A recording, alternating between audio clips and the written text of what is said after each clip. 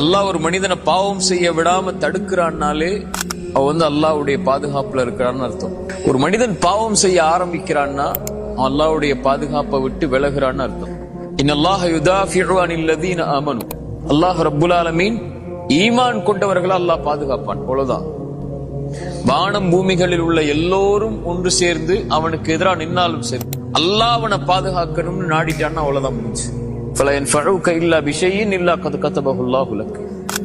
மனிதர்கள் ஜின்கள் எல்லாரும் சேர்ந்து ஒரு மனிதனுக்கு நலவை செய்ய நாடினாலும் அல்லாஹ் நாடி இருந்தா மட்டும்தான் அதை செய்ய முடியும். அதான் நம்ம நம்பிக்கை. லா ஹவுல வலா குவத இல்லா பில்லாஹ். எந்த சக்தியும் இல்லை, எந்த ஆற்றலும் இல்லை அல்லாஹ் அதை நாடாம, அல்லாஹ் விரும்பாம. அல்லாஹ் என்ன பாதுகாக்காத வரைக்கும் எந்த பாதுகாப்பும் இல்லை.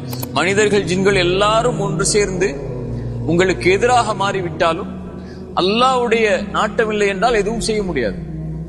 அல்லாஹ்விற்கு எதுவும் சிரமம் இல்லை, அல்லாஹ்வை எதுவும் தடுமாறச் செய்யாது. ஒரு இறை நம்பிக்கை கொண்ட அடியானுடைய உயிரை கைப்பற்றும் போதுதான் அல்லாஹ் தடுமாறுகிறான். ரசூலுல்லாஹி ஸல்லல்லாஹு அலைஹி வஸல்லம் அவனுக்கு பரக்கூடிய அந்த வேதனை அல்லாஹ்வை தடுமாற வைக்கிறது. அல்லாஹ்வுக்கு தடுமாறக்கூடிய குணம் அல்ல, அந்த தடுமாற்றம் அல்லாஹ்வுடைய அன்புடைய வெளிப்பாடு.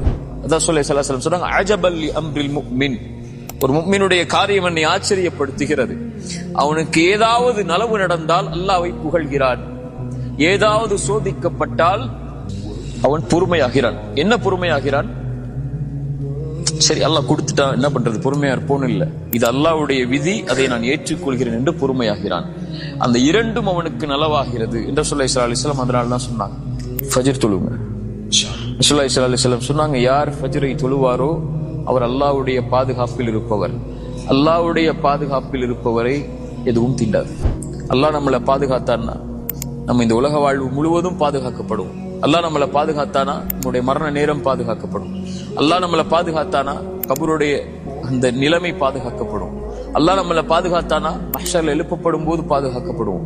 அல்லாஹ் நம்மளை பாதுகாத்தானா அல்லாஹ் அர்ஷுடைய நிழல்ல நம்மளை பாதுகாப்பான். அல்லாஹ் நம்மளை பாதுகாத்தானா மறுமையுடைய விசாரணையில் அல்லாஹ் பாதுகாப்பான். அல்லாஹ் நம்மளை பாதுகாத்தானா சிராத்துடைய பாலத்தில் அல்லாஹ் பாதுகாப்பான். அல்லாஹ் நம்மளை பாதுகாத்தானா சொர்க்கம் வரைக்கும் அல்லாஹ் நம்மளை பாதுகாத்து கொண்டு போயிடுவான். இதான் உன் இடம்னு சொல்லி. அல்லாஹ் நம்மளை பாதுகாக்காமல் விட்டான்னா உலகமே ஒன்னு சேர்ந்து நம்மளை பாதுகாக்க நினைச்சாலும், நமக்கு உறுதுணை அணிக்க நினைச்சாலும், நமக்கு நலவு செய்ய நினைச்சாலும் நடக்காது. ரெண்டு விஷயம் உங்க வாழ்க்கையில் இருந்துச்சுன்னா அல்லாஹ் உங்களை பாதுகாத்துக்கிட்டே இருப்பான். ஒண்ணு, குர்ஆனை காலையிலேயும் மாலையிலையும் ஓதுங்க.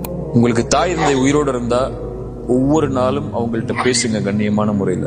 இந்த ரெண்டை நீங்க செஞ்சீங்கன்னா அல்லாஹ்வுடைய பாதுகாப்புல இருந்து நீங்க விலகவே மாட்டீங்க.